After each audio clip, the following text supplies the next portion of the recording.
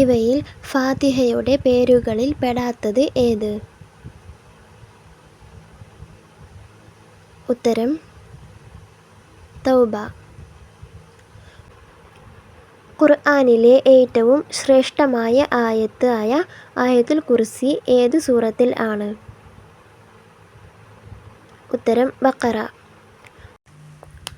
സ്വപ്നത്തിൽ ഒരു സൂറത്ത് പാരായണം ചെയ്യുന്നത് കണ്ടാൽ അവന് ഹജ്ജ് ചെയ്യാൻ അവസരമുണ്ടാവുകയും അവൻ്റെ പ്രാർത്ഥനയ്ക്ക് ഉത്തരം ലഭ്യമാകുമെന്നും സഈദ് ബിൻ മുസയ്യബ് പറഞ്ഞത് ഏത് സൂറത്താണ്? ഉത്തരം ഫാത്തിഹ.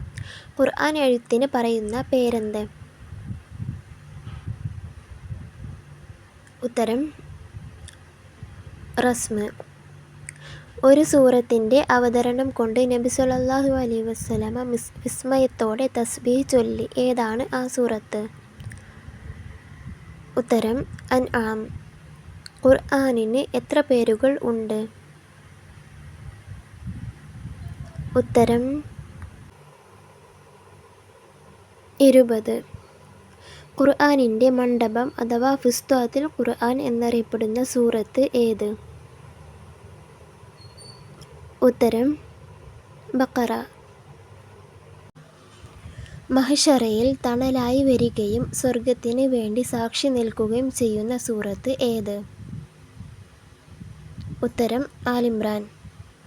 സ്വർഗത്തിലും നരകത്തിലും ഉൾപ്പെടാത്ത അഹ്റാഫുകാരെ പരാമർശിക്കുന്ന സൂറത്ത് ഏത്? ഉത്തരം അഹ്റാഫ്. സൂറത്ത് മാഊനിൻ്റെ മറ്റൊരു പേരെന്ത്? ഉത്തരം ദീൻ. സൂറത്ത് നസ്റിൻ്റെ മറ്റൊരു പേരെന്ത്? ഉത്തരം തൗദീഅ്.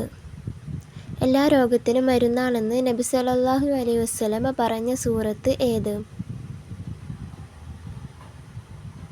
ഉത്തരം അറിയുന്നവർ കമൻറ്റ് ചെയ്യുക. ചാനൽ സബ്സ്ക്രൈബ് ചെയ്യുക.